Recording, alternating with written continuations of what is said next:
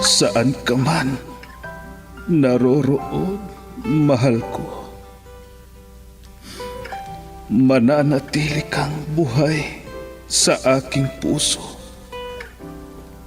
Ramdam kita sa bawat sandali.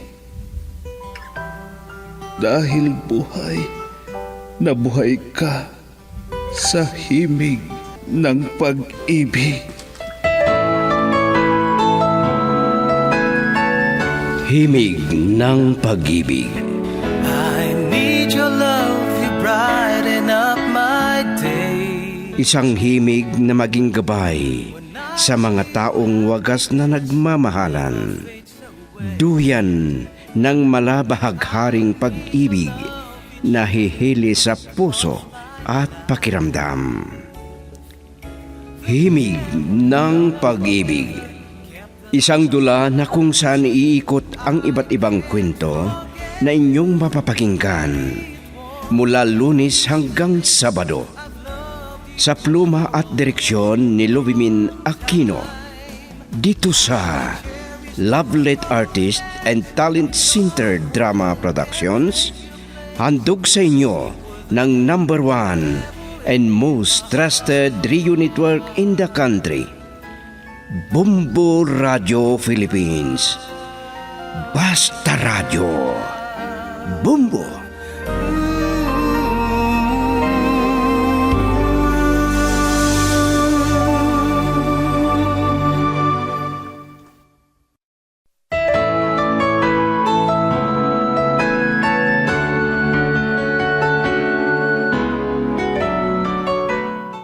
Ang nakaraan, kinausap na mabuti ni Benilda ang ama niya tungkol sa mga plano niya na lumayo at hiniling na wala sanang pagsabihan kaya walang nagawa ang matanda kundi sundin ang anak kahit siya ay nagsinungaling na.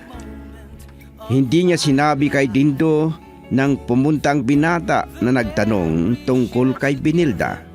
Isang araw, tumawag si Benilda kay prima na kaibigan at nabigla ang huli nang malaman na nasa Dubai pala ang kaibigan. At ngayon, sa pagpapatuloy ng isang linggong kasaysayan na pinamagatang Malayo Ka Man sa Piling Ko, dito sa ating dula, Himig ng Pag-ibig. Love each moment of my life. Hindi ka pwedeng magmaniho na lasing. Baka maaksidente ka. Tama na yan. Di mabuti. Para mawala ng lahat sa akin. Ay, lasing ka lang, Dindo. Gusto ko lang maglibang sa nangyari sa relasyon namin ni Benilda. Ang akala ko tapat sa akin, hindi naman. Ganyan din ang sinabi niya. Hindi ka daw tapat sa kanya. Dahil lang na hindi ako pumayag na magpakasal kami. Yun lang ang dahilan niya. Kaya sinabi niya na hindi ako tapat sa kanya. Anong magagawa mo kung ganyan ang paniniwala niya? Hindi ko matatanggap ito, Ben. Dapat lang natanggapin mo. Dahil ikaw ang nagkamali sa relasyon ninyo. Oh. Wala akong kasalanan, pare. Dahil hindi niya ako naintindihan. Oo na.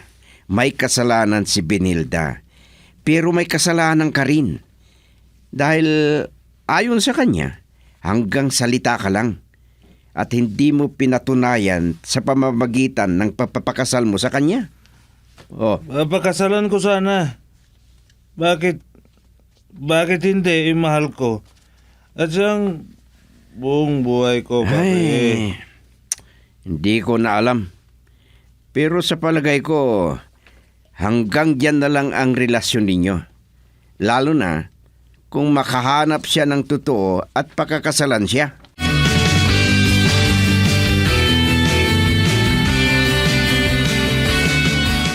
Wala kang dapat sisihin. Dahil kung isipin mong mabuti, Talagang ikaw ang may kasalanan ng lahat. Kahit kayo rin, Mama. Ako rin ang sinisisi nyo. At sino ang may kasalanan? Ako, si Kulas, o si Andong? Mama, Kung isipin, walang problema. Dahil nakapag-aral ka, may matatag kang hanap buhay. Hindi naman tayo mahirap sa buhay. pero hindi pa sapat ang aking naihanda, Mama, para sa magiging pamilya namin. Pero ano pa ang inihahanda mo? At iniwanan ka na ni Binilda. Hindi ko akalain na magagawa ni Binilda sa akin ang ganito. Bakit hindi niya ako maintindihan? Pareho na lang kayo na hindi makaintindi sa bawat isa sa inyo. Sana give and take yan. Sana pinag-usapan ninyong mabuti yan. Hindi ko na siya nakausap, Mama. Dahil umalis na. Ngayon, nandun na daw sa Dubai. Yan ang mahirap ngayon. Mababaw na dahilan kung iisipin ang paghiwalay namin. Pagkatapos ng mahigit 8 taon, ganito ang nangyari sa relasyon namin, Mama. Maunawaan din kita pero wala na. Wala ka nang magagawa.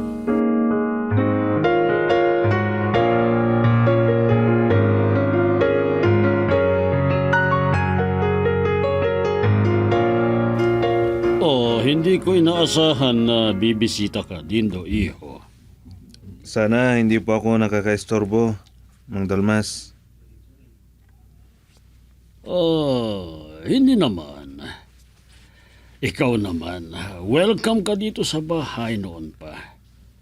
Hindi naman ako nagbabago. Maliban kay Binilda.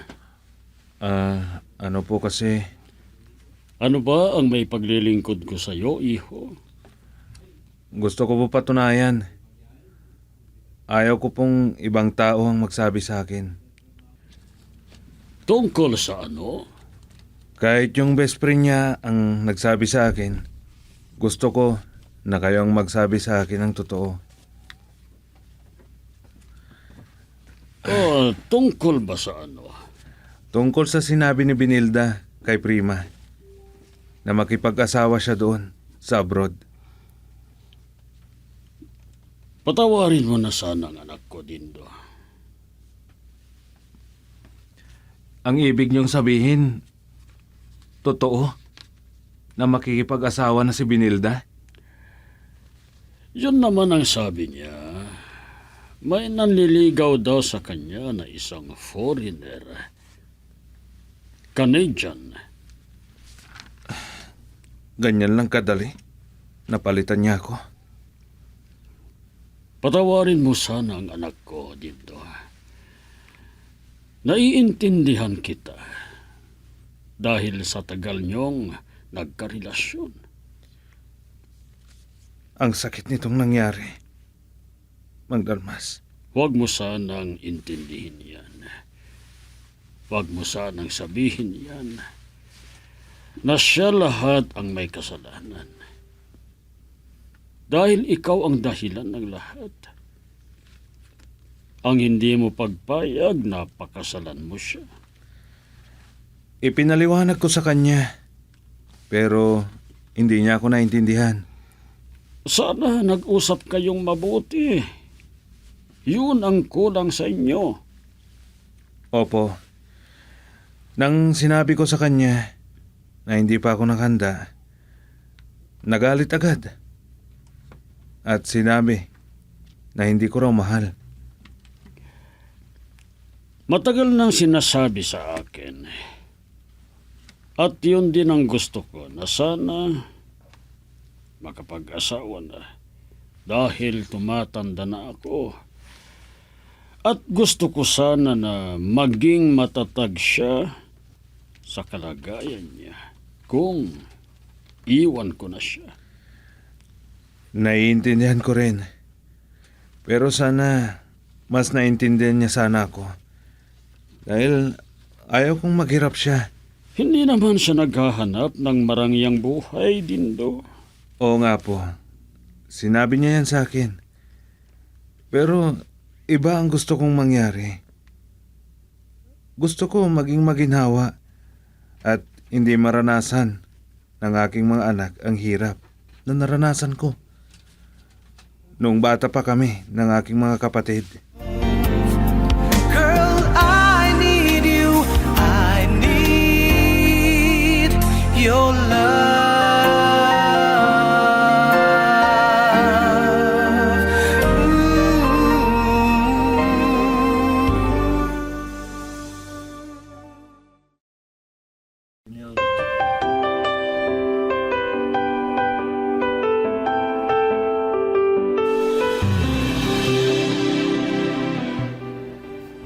Oh, salamat at tumawag ka, Iha. Kumusta kayo, Papa? Mabuti naman. At ikaw, kumusta ka naman? At napatawag ka. Siya nga pala, pumunta dito si Dindo para patunayan ko na totoo ang sinabi mo kay Primo na makipag-asawa ka na. Dahil meron kang manliligaw na isang foreigner. Ganon? Oh, ba't ka tumawa, anak? Wala, Papa. Naaapektuhan pala ang mukong. Pinapahirapan mo si Dindo. Kawawa naman, Iha. Kasalanan naman niya, Papa. Ang akala ba niya ay hindi ko kayang palitan siya? Iha, Kung talagang tapat siya sa pagmamahal niya sa akin, sana hindi niya ako binigo sa hiling ko sa kanya para patunayan ang kanyang katapatan. at paano na? Kawawa naman si Dindo. Alam ko na talagang tapat siya sa'yo. Kung noon ay wala akong masasabi, Papa. Mapagmahal si Dindo at gentleman. Pero isang bagay ang hindi ko nagustuhan sa kanya. Dapat sana binigyan mo ng pagkakataon na gumawa ng plano niya at naglaan kayo ng panahon para sa isa't isa. Sana. Pero sige na. Huwag na nating pag-usapan yan, Papa. Hindi ako magsisinungaling. Mahal na mahal ko si Dindo. Pero wala akong magagawa kung nagkulang siya sa akin. O sige, Iha, mag-ingat kayo dyan, ha? Huwag kayong mag-alala. Mababait ang boss ko dito, Papa. At ganun din sa inyo, Papa. Mag-ingat kayo. Sige, at tatawagan ko rin si Prima. Sige, anak. Sige, Papa. Bye. Bye, Iha. Oh, ano ba naman ang anak ko? Pero naiintindihan ko naman ang nararamdaman niya.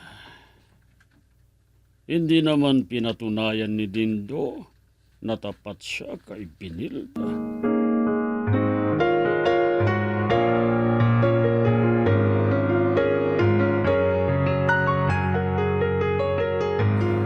Anong sabi mo? Tinanggap mo na ang Canadian na engineer na nanliligaw sa'yo? Oo, Prima. Kung papano ay makikipag-asawa ko sa kanya. Ano? Oo nga pala. Kumusta na si Dindo? May kapalit na ba ako sa kanya? Kapalit ka mo? Oo. Hay, paanong may kapalit ka doon? Ayun, pinapabayaan na ang kanyang sarili. Ano ang ibig mong sabihin? Nagsawa na si Juben na sumasama sa kanya dahil walang araw na hindi siya umiinom ng alak. Bakit? Bakit niya sisirain ang buhay niya? Akala ko ba may pangarap siya sa magiging pamilya niya? Hindi ko alam. Kailan pa niya may hahanda ang sinasabi niya kung ganyan naman ang ginagawa niya? Yan ang hindi ko alam.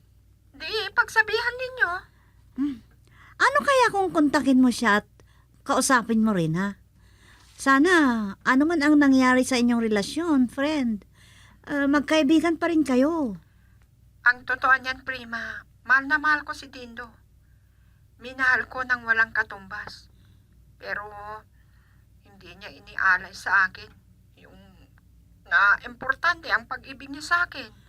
Pero sinasabi naman niya na mahal ka. Hanggang salita lang siya. Kung sana, sinabi niya na bigyan ko siya ng kalahati o 1 taon para maganda, pwede pa, maiintindihan ko. Pero siya mismo ang nagsabi na takot siya na pakasalan ako dahil hindi raw niya maibibigay ng buong tungkulin niya sa akin. Kaya ihahanda pa raw niya. At anong klaseng paghahandang sinasabi niya? At ngayon, ganyan ang ginagawa niya sa sarili niya. Ang gusto niyang palabasin, kasalanan ko, kung bakit ganito ang nangyari sa relasyon namin. Sige, hayaan mo. Subukan namin kausapin. Kausapin namin si Dindo. Bahala kayo. Kung sakali, pwedeng mag-usap kayo kahit sa video call. Dapat maliwanagan ang lahat sa inyo. Sige. I-open ko ang messenger ko para wala siyang masabi. Ay, salamat. Kontakin ko agad si Ruben para kausapin namin si Dindo. Sige na, Prima. Yan lang. Bye. Okay, bye. Ay, sa ganoon na sinabi ni Benilda, parang may pag-asa pa na maayos sila.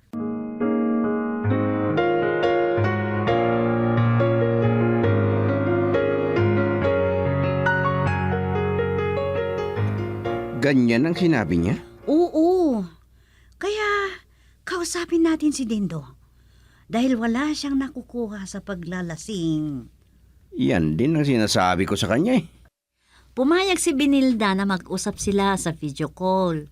O sige, sabihin ko sa kanya. Anong alam natin? Kung nagbago na ang isipan. Dahil kahit sinabi na ni Benilda na tinanggap na niya yung Canadian na nanliligaw sa kanya, pwede pa rin mabago yun. Oo, baka magbago pa. Dahil sa tagal ng relasyon nila. Ay, nasasayangan ako. Mabait pa naman si Benilda. Kahit si Dindo. Yan nga, gaya ng sinabi ko, takot na humarap sa pagiging ama niya sa pamilya. Girl, I need you. I need your love.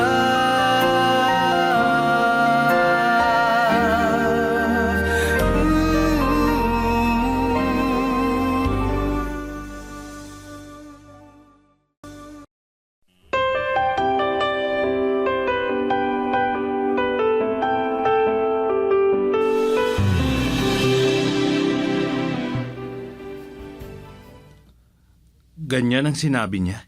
Yan din ang sinabi sa akin ni Prima. Kaya kung libre ka, ay mag-usap tayo. Pagkatapos ng office hour. Oo, Ben. Sa ating tambayan na resto bar. Kahit mag-dinner na tayo. At nang matawagan tayo ni Benilda. O kaya tawagan natin. Subukan na kontakin. Sige. Sana makausap ko ng masinsinan. Pero ano naman ang ipapangako mo sa kanya? May pangako. Oo. Sigurado na may hihilingin sa'yo. May Okay. sasabihin ako. At yun ang nasabi ni Prima sa akin. Ano yan? Hindi ko alam kung tinanggap na niya ang kanyang tanggapin na Canadian na nanliligaw sa kanya. Ano? Kaya kailangan mangako ka. Baka mailigtas pa ang relasyon ninyo. Ano naman ang ipapangako ko? Ano pa? Ipangako mo na magpakasal na kayo basta darating siya. O kaya kung matapos ang kontrata niya, ganun lang yun. Ano kasi? Anong kasi? 2 taon ang kontrata niya doon sa abroad. Anong ibig mong sabihin?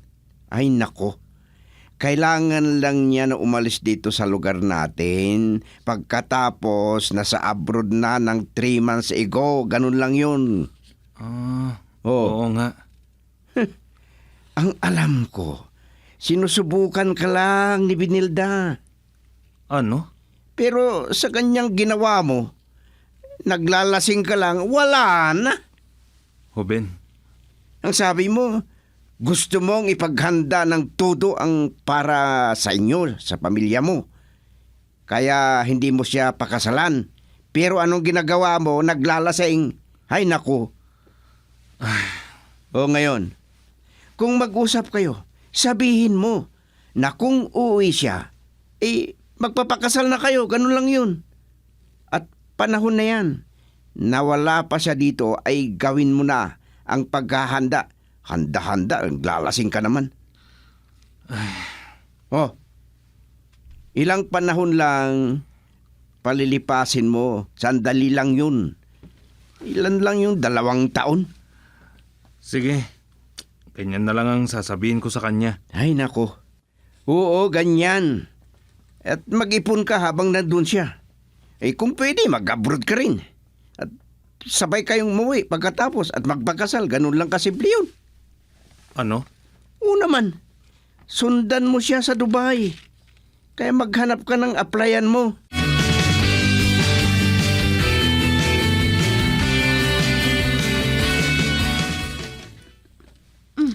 Pasensya na ha, kung na-late ako.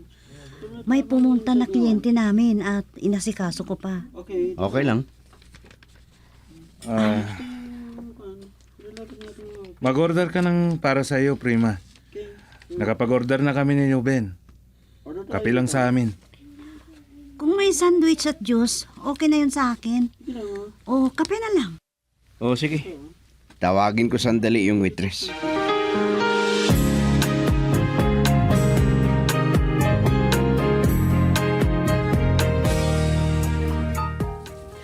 Mabuti naman at hindi alak ang in-order ninyo. Oy, hindi naman na.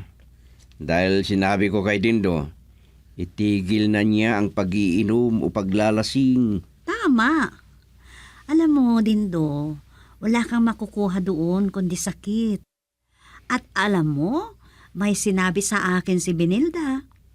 Kung totoo daw na pinaghahandaan mo ang magiging pamilya mo, bakit mo sinisira ang buhay mo? Tama. Kung ano man ang ginagawa ko, yun ay dahil sa kanya. Iyan na naman. Oo, yan ang malaking pagkakamali mo. Para bang ang kaibigan ko pang may kasalanan? Samantalang malinaw na ikaw ay may kasalanan sa lahat? Ano? Oo naman. Alam ko, mahal na mahal ka ni Benilda. At hindi kayo nagtagal sa ganong katagal na 8 taon kung hindi ka niya mahal. Ganon din ako. Hindi niya lang naintindihan. Ay nako. At paano na? Kung mag-usap kayo, ano ang aasahan niya sa'yo? At sana ay mabago pa ang isipan niya. Tungkol doon sa Canadian na nakahandang pakasalan siya. Ang ibig mong sabihin, pinalitan niya ako agad? Alam ko na nagawa niya yon dahil sa sakit ng loob niya sa'yo. Dahil wala siyang mahintay sa'yo. Yan din ang sabi ko kay Dindo, Prima. Bago natin tawagan si Benilda, kailangan na mangako siya. Girl, I need you. I need your love.